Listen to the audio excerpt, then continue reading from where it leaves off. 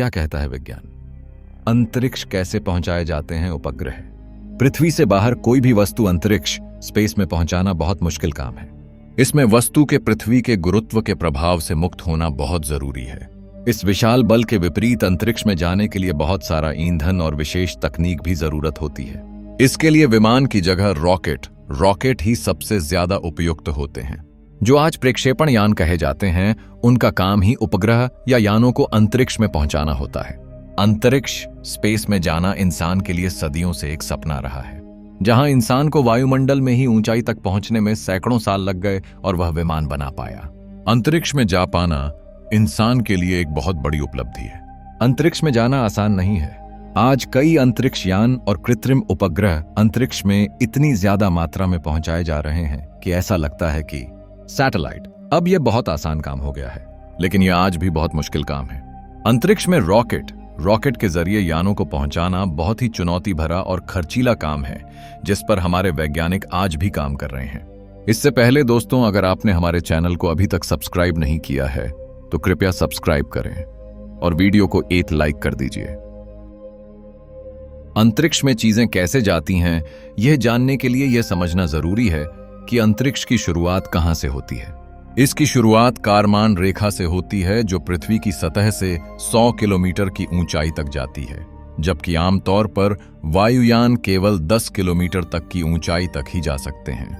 वायुमंडल तो बहुत ऊपर तक तकनीकी तौर पर हमारे वायुमंडल के प्रभाव के लिहाज से देखें को अंतरिक्ष पृथ्वी से 10,000 किलोमीटर ऊंचाई से शुरू होता है, जहां पृथ्वी का असर पूरी तरह से खत्म माना जा सकता है। लेकिन हमारे कृत्रिम उपग्रह इस सीमा से काफी नीचे तक पृथ्वी का चक्कर लगाते हैं। फिर भी कारमान रेखा को इस प्रश्न के नजरिए से अंतरिक्ष की शुरुआत माना जा सकता है।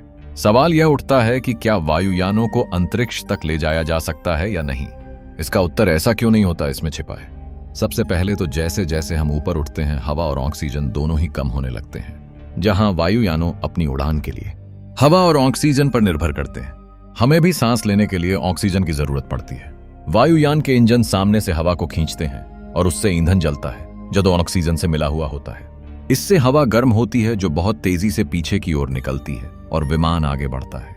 लेकिन ज्यादा ऊंचाई में वायुयानों को पर्याप्त हवा या ऑक्सीजन नहीं मिल पाती है, इसलिए विमान को ज्यादा ऊंचाइयों पर नहीं उड़ाया जा सकता है। इसके अलावा ऊंचाइयों में भी इंसान का सांस लेना भी मुश्किल हो जाता है, इसलिए विमान को अगर इतनी ऊंचाई तक ले जाना तो ऑक्सीजन की भी व्यवस्था करनी होगी। इसलिए अंतरिक्ष में जाने के लिए हमें विमान की जगह दूसरी व्यवस्था की जरूरत पड़ी। यहीं पर हमें रॉकेट की जरूरत पड़ी, जिसने हमारी इन समस्याओं का हल निकला।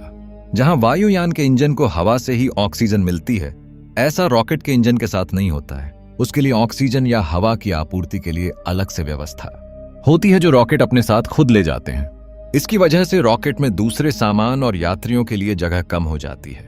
लेकिन वे ऊंचे अंतरिक्ष में भी काम कर सकते हैं, जहां हवा बिल्कुल भी नहीं होती है और जहां अधिकांश सैटेलाइट काम करते हैं। रॉकेट के इंजन गैस को बहुत तेजी से नीचे की ओर फेंकते हैं और न्यूटन के तीसरे नियम काम करता है, जिससे रॉकेट ऊपर की ओर जाता रहता है। जब गुब्बारे में हवा भरकर उसे बिना बांधे छोड़ा जाता है, तब गुब्बारा भी विपरीत दिशा में तेजी से जाता है। यहां भी यही सिद्धांत काम करता है। लेकिन अंतरिक्ष में जाने में बहुत ताकत लगती है और इसके लिए बहुत अधिक मात्रा में और बहुत ही परिष्कृत ईंधन की जरूरत होती है। अंतरिक्ष की यात्रा में भार का बहुत महत्व होता है। इसके अलावा रॉकेट को वायुमंडल के घर्षण का भी सामना करना होता है, इसलिए उसका बाहरी आवरण भी खास तरह से डिजाइन किया जाता है। ये आवरण अंतरिक्ष में जाने के बाद उपग्रह या यान के लिए उपयोगी नहीं होता है, बल्कि अंतरिक्ष यान के बाहरी आवरण को तो सूर्य के प्रकाश की जरूरत होती है, जिससे सौर ऊर्जा का उपयोग किया जा सके। प्रक्षेपण के लिए यान ही रह जाते हैं। रॉकेट इन सभी विरोधाभासी जरूरतों को देखते हुए अब विकसित होते होते स्थिति यह हो गई है कि रॉकेट एक यान भर हो गए हैं, जिसके अंदर उपग्रह या अंतरिक्ष यान को रखकर भेजा जाता है और रॉकेट के अलग अलग हिस्से अपनी यात्रा के दौरान अलग होते जाते हैं, जिससे रॉकेट और यान का भार कम होता जाता है और ऊपर की उड़ान की मुश्किलें कम होती जाती हैं। यही वजह है कि आज रॉकेटों को प्रक्षेपण यान भी कहा जाता है। लेकिन वैज्ञानिक अब रॉकेट को उन्नत और कम ऊर्जा के उपयोग वाला बनाने का प्रयास कर रहे हैं। यहां तक कि अब तो ऐसे प्रक्षेपण यान बन रहे हैं जिनका फिर से उपयोग हो सके, यानी वे अंतरिक्ष में यान या उपग्रह पहुंचाएंगे और फिर वायुमंडल में वापस आकर धरती पर फिर से आ जाएंगे, जिसके बाद उसकी काम के लिए दोबारा उनका उपयोग हो सके। तो दोस्तों, अगर आपको यह वीडियो पसंद आया हो तो कृपया लाइक करें, अपने दोस्तों के साथ शेयर करें और हमारे चैनल को सब्सक्राइब करें। अगले वीडियो में हम और भी खगोलीय घटनाओं और संभावित जीवन रूपों पर चर्चा करेंगे। तब तक धन्यवाद और सुरक्षित रहें।